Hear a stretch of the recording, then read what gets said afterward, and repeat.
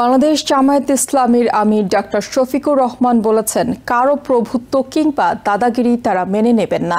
তারা কারো সম্মানে আঘাত করবেন না, তবে কেউ তাদের সম্মানে আঘাত করলে তাকে ছাড় দেয়া হবে না।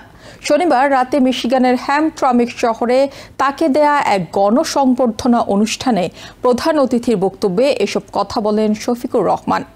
জামায়াত ইসলামী রাষ্ট্র পরিচালনার দায়িত্ব পেলে শিক্ষা ব্যবস্থায় বড় ধরনের পরিবর্তন আনা হবে। বাংলাদেশ থেকে দুর্নীতির শেকড় কেটে দেয়া হবে বলেও প্রতিশ্রুতি দেন তিনি।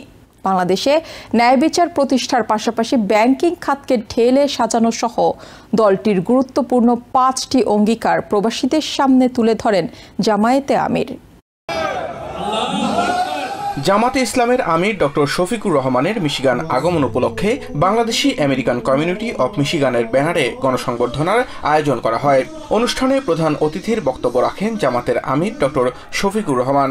মিশিগানে এটি বাংলাদেশের প্রথম কোনো রাজনৈতিক দলের প্রধানের সফর। দলের আমিরের গণসংবর্ধনা অনুষ্ঠানে জামাতে ইসলামীর হাজারো প্রবাসী সমর্থকের সমাগম ঘটে। ডক্টর শফিকুর রহমান বলেন, বন্ধুত্ব কিন্তু প্রভুত্ব নয়। তারা কারো প্রভুত্ব কিংবা দাদাগিরি মেনে নেবে না। আমাদের পলিসি হবে সবার সাথে, সভ্য দেশগুলোর সাথে বন্ধুত্ব, কারোর সাথে শত্রুতা নয়। বন্ধুত্ব কিন্তু প্রভুত্ব নয়। আমরা কারো প্রভুত্ব কিংবা দাদাগিরি বা বড় ভাইগিরি আমরা মেনে নেব। জামাতের আমির বলেন, দুর্নীতি বাংলাদেশকে গ্রাস করেছে। মসজিদের ইমাম মুয়াজ্জিন নিয়োগেও এখন ঘুষ নেওয়া হয়। জামাত রাষ্ট্র ক্ষমতায় গেলে দুর্নীতির জট কেটে দেবে, আর বিরোধী দলে বসলেও দুর্নীতির বিরুদ্ধে লড়াই চালিয়ে যাবে। আপনারা শুনে অবাক হবেন, মসজিদের ইমাম মুয়াজ্জিন নিয়োগে এখন ঘুষ নেওয়া হয়। কোথায় যাবো আমরা বলেন? আর কোনো জায়গা বাকি নাই, একদম পচে গলে দুর্গন্ধ। আমরা ঘোষণা করেছি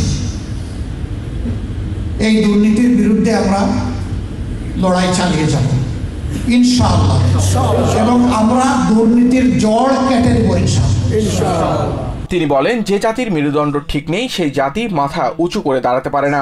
জামাত ইসলামী সরকারে গেলে সবার আগে হাত দেবে জাতির মেরুদণ্ড তথা শিক্ষা ব্যবস্থা পরিবর্তনে। আমাদের 1 নম্বরের অঙ্গীকার হচ্ছে জাতির ভাঙ্গা চূড়া বিধ্বস্ত শিক্ষা ব্যবস্থায় আমরা সবার আগে হাত দেব ইনশাআল্লাহ। যে জাতির মেরুদণ্ড ঠিক নাই, এই জাতি মাথা উঁচু করে দাঁড়াতে পারবে না। সমাজের বা রাষ্ট্রের কোনো ন্যায় বিচার নেই, কিন্তু সৎ মানুষ আছেন, তবে তারা সব জায়গাতেই কোণঠাসা বলে মন্তব্য করেন ডক্টর শফিকুর রহমান। রাষ্ট্র ক্ষমতায় গেলে ন্যায় বিচার নিশ্চিত করার প্রতিশ্রুতি দেন তিনি। সব জায়গায় অসৎরা বসে আছে, কিছু সৎ মানুষ থাকলেও তারা বড় মজলুম হালতে আছে। তাদেরকে কোণঠাসা করে রাখা হয়, কারণ তারা ইলিগাল ইনকাম জেনারেট করতে পারে না। আমরা এর আমূল পরিবর্তন চাই।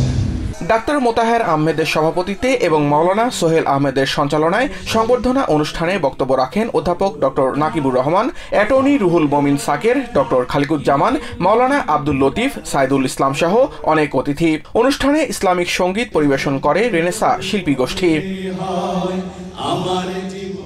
Samiul Bari Shihab, TVN 24 news desk. New York থেকে সম্প্রচারিত TVN 24 টেলিভিশন বিশ্বজুড়ে বাঙালির কণ্ঠস্বর।